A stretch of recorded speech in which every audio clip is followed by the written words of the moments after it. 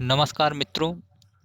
Online class तो हो नहीं पा रही है मेरी, लेकिन अब जो आपके लिए मुख्य बिंदु हैं वो मैं लाइव नहीं डाल पाऊँगा। हम बात कर रहे हैं रीट परीक्षा की दृष्टि से। रीट में कैसा प्रश्न आएगा, और प्रश्न ऐसा होता है जो कई अक्सर राज्यों में टेट परीक्षाओं में घूमता रहता है। क्वेश्चन को पकड़ना चाहिए। तो हम सीधे सीधे बात पे आते हैं अपनी। हम ज़्यादा समय नहीं लेंगे और 9-10 क्वेश्चन कराऊंगा आज। 9-10 क्वेश्चन ऐसे चुनिंदा क्वेश्चन होंगे जो आपको लाइफ में काम में आएंगे। ठीक है, तो आगे चलते हैं पहले क्वेश्चन के साथ। धमाकेदार शुरुआत, इतिहास में पहली बार। आइए देखते हैं। पहला क्वेश्चन है, चोम्स्की के अनुसार भाषा अर्जित करने की एक अंतर्जात क्षमता है जो मानव को जैविक वंशागति जैविक वंशागति के फलस्वरूप प्राप्त अद्वितीय क्षमता को कहते हैं। तो क्या कहते हैं? जो भाषा मिलती है, वंशानुगत के फलस्वरूप जो भाषा मिलती है, तो उसे क्या कहते हैं? जो अद्वितीय है, अद्वितीय क्षमता है। हर मानव, हर बालक में अद्वितीय क्षमता होती है भाषा अर्जित करने की। आप किसी भी शब्द को बोलिए, बालक उसे बोलने का प्रयास करेगा। तो इसका पहला जो ए है बिंदु, भाषा अनुकूलन श्रेणी ए हो सकता है, या बी भाषा अर्जन साधन तंत्र हो सकता है, या भाषा स्वीकार करने की इच्छा हो सकती है, या भाषा ज्ञान करने की। तो इसमें से सही आंसर बताइए। सही आंसर होगा इसका, सही आंसर सही आंसर जाएगा बी के साथ जाएगा अपना आंसर, बी। इसका सही आंसर क्या होगा? बी। बी होगा इसका सही आंसर। तो भाषा क्या है? चॉम्स्की के अनुसार भाषा अर्जन साधन है, अर्जित किया जा सकता है, अर्जन किया जा सकता है। भाषा को क्या किया जा सकता है? अर्जन किया जा सकता है।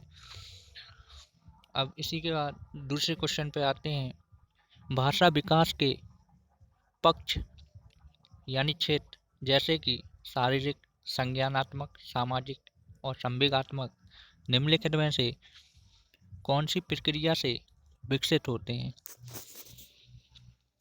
समझिए दोस्तों, कौन सी प्रक्रिया से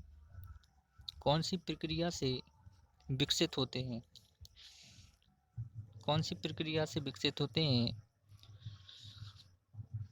तो इसका पहला पृथकता से, या आंशिकता से, या यादृच्छिकता, सी वाला होगा, या डी होगा समग्रता और संकल्पता यानी संपूर्णता।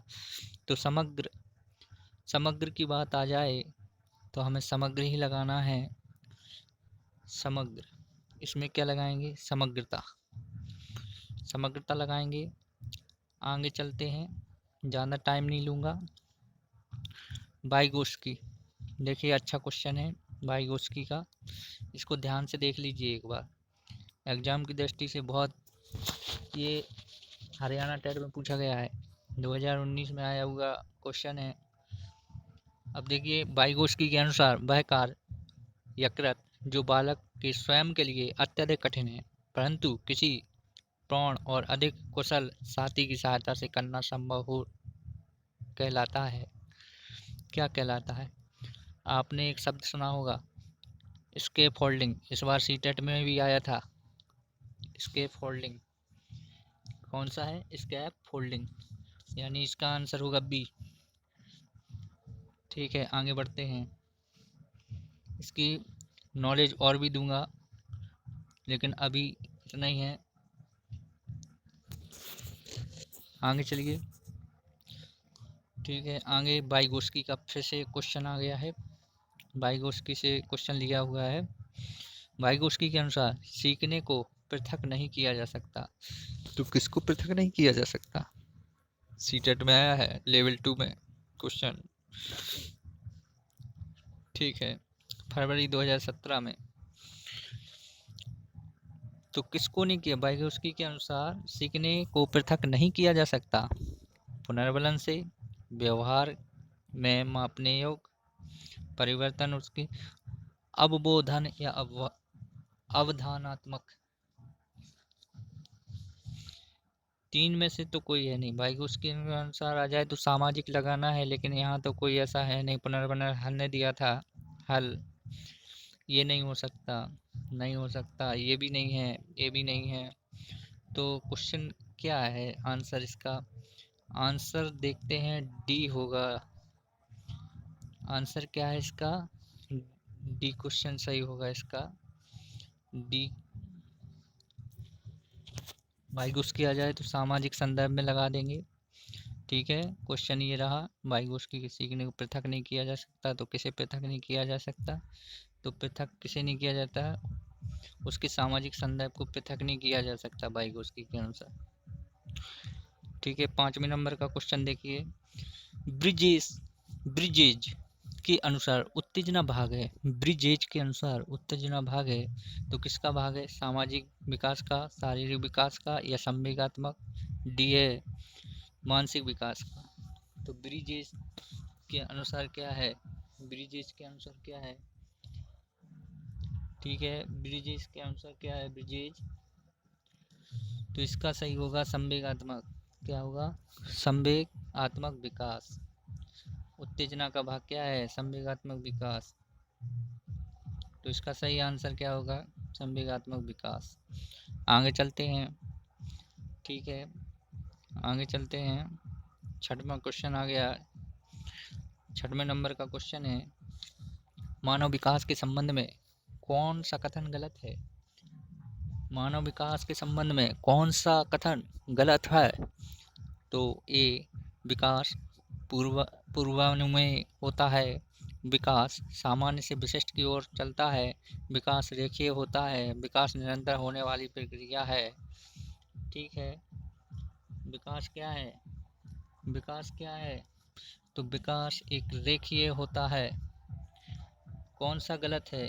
गलत पूछा है, ये तो सही है। विकास क्या है? पूर्वानुमेय होता है, ठीक है, सही है।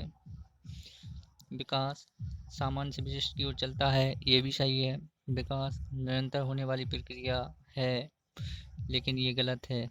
कौन सा गलत है? विकास रेखीय होता है। विकास रेखीय नहीं होता है। विकास विकास कैसा होता है? कभी कम, कभी ज़्यादा, ठीक है। तो विकास कैसा है? 7वां क्वेश्चन देखिए, 7वें क्वेश्चन पे आ गए हैं। वातावरण वह बाहरी शक्ति है जो हमें प्रभावित करती है। किसने कहा था? किसने कहा था कि वातावरण वह बाहरी शक्ति है जो हमें प्रभावित करती है? वातावरण शक्ति है, वह बाहरी शक्ति है जो हमें प्रभावित करती है।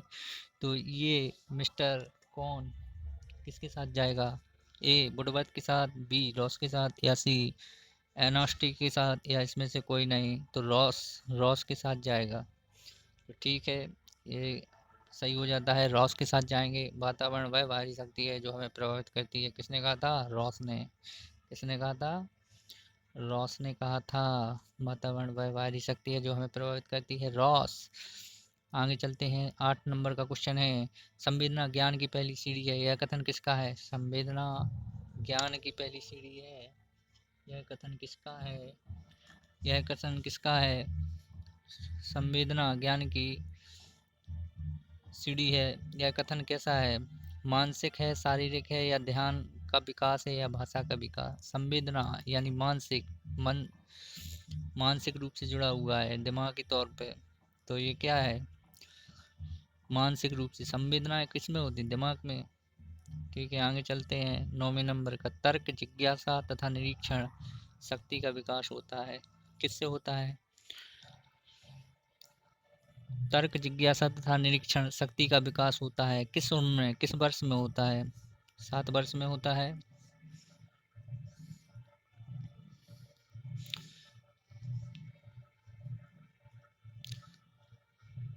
देखिए ये क्वेश्चन है, अब बताइए कितने वर्ष में होता है। 7 वर्ष में होता है, 7 वर्ष, 11 वर्ष, या 7 वर्ष 11 वर्ष कब होता है, 18 वर्ष,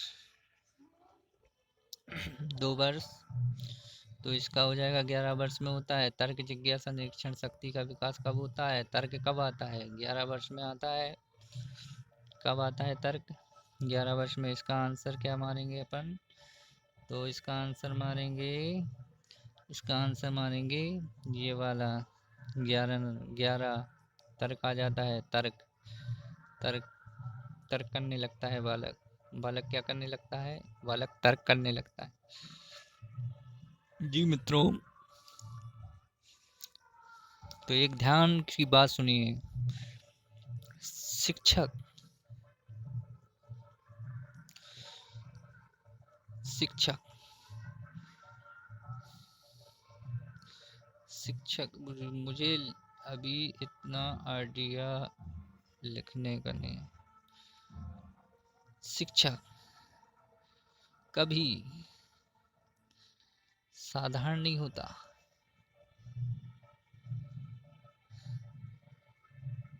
साधारण नहीं होता। शिक्षक कभी साधारण नहीं होता। आप समझ गए होंगे, शिक्षक कभी साधारण नहीं होता। भविष्य का निर्माता होता है शिक्षक। क्या होता है, भविष्य का निर्माता होता है शिक्षक। ठीक है, तो अपनी बात को यहीं पे समाप्त करूँगा। आगे देखेंगे लाइव होने की बहुत जल्दी। ये रीट परीक्षा में आने वाले ट्रेंडिंग क्वेश्चन हो सकते हैं। अभी थोड़ा क्या है कि अभी स्लो चल रहा है हमारा काम, इसके बाद गति पकड़ेगा और गति इसको पकड़ाएंगे। जी तो नमस्कार, इसी के साथ मैं अपनी बात को, वाणी को विराम देता हूँ। स्वस्थ रहें, सही रहें। धन्यवाद।